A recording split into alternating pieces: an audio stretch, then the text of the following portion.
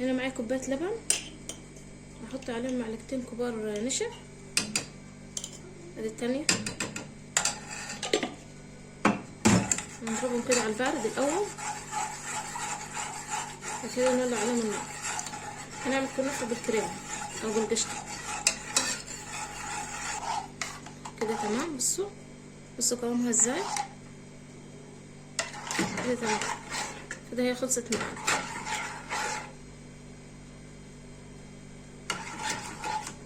نعمل الشربات عشان يلحق يبرد معانا. كوبايه ونص سكر، احط زيهم ميه، كوبايه ونص ميه، يعني كوبايه ونص سكر على كوبايه ونص ميه. ولع عليهم، ما نقربش عليه خالص ولا تقلبيه ولا حاجه عشان ما يسكرش منك. اول ما يغلي نحط عليه نص ليمونه. هنا عندي كنافه على حسب الكميه اللي طبعا اللي انت هتعمليها. حطيتها في الفريزر، وبعد كده بعد ما طلعتها من الفريزر فرتكتها كده، بتتقطع كده بكل سهوله، صغير خالص. وحطيت عليهم نص كوبايه سمنه وربع كوبايه سكر بودره. اهو سكر البودره والسمنه سايحه، عليها سمنه بلدي. السمنه البلدي طبعا بيديها طعم جميل. نقلب كويس كده، طبعا على حسب الكميه اللي انت هتعمليها. بقول لك الطريقه وانت اعملي على حسب الكميه. نقلب كويس لغايه لما الكنافه كلها تشرب من السمن والسكر كده. تمام كده، خلاص كده الكنافه شربت من السمنه كله اهو، كده جاهزه. هنا عندي صينيه مدهونه سمنه كويس اهو. يا ريت يكون عندك سمنه بلدي بيبقى اطعم يعني. هنحط نص كميه كويس. طبعا اسهل ما يكون واسهل ما تعمل يعني الكنافه، سهله ومش بتاخد وقت، سريعه. نفرد كويس من تحت، ندوس عليها كده كويس اهو. بصوا يا جماعه، انا عندي دي هرسة الفول او هرسة البطاطس، هدوس عليها كده كويس اسويها تمام اهو بالشكل ده. هنا عندي القشطه اهي، هحط عليها شويه فانيليا. هحط فانيليا سايله، لو عندك بودر حطي. اضربهم كويس، بس خلي بالك ما توصليش الاطراف، خليها في النص بس. افردها كده كويس بالراحه خالص عشان ما تحركيش الكنافه من تحت. نسوي كده بالراحه كده. تمام، سويتها كده على قد ما اقدر يعني. انت حاولي ما تجيبيش في الاطراف خالص.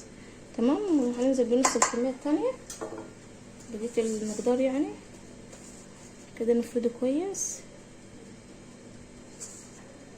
نسويه بقى. هنحاول نغطي القشطه اللي احنا عملناها دي اهو.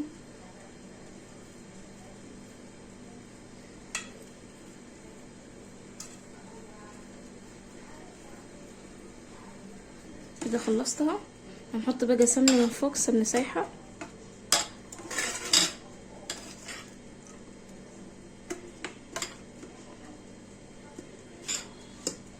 نحط سمنه كويس وهندخلها في فرن يا دوب تحمر تحت وفوق، وهنسقيها بشربات يكون بارد.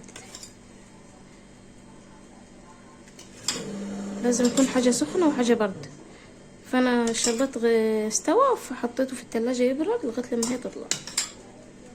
هحطها في الفرن تكون حاميه الاول وتحمر، وهطلعها معاكم كده. وكده الكنافه بعد ما خلصت اهو شكلها بقى كده تمام، احمرت لون حلو يعني. هننزل عليها بالشربات يكون بارد. نقول بسم الله.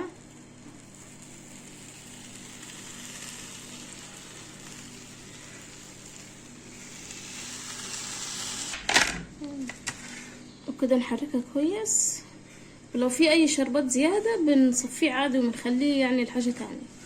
مش بنكب حاجة ولا نرمي حاجة. نقطع حتة، نقطع لكم حتة نشوف جمالها مع بعض من جوا.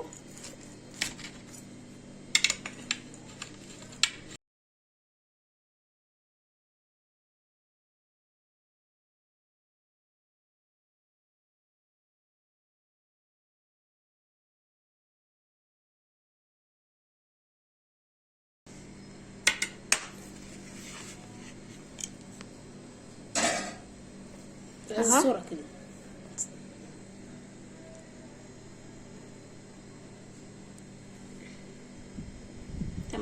وكده خلاص خلصت الكنافة. لو عجبكم الفيديو يا ريت تضغطوا اشتراك لو اول مرة في قناتنا، وتفعلوا الجرس وتدوسوا الكل علشان يوصل لكم كل جديد ان شاء الله. ورمضان كريم علينا وعليكم. مع السلامة.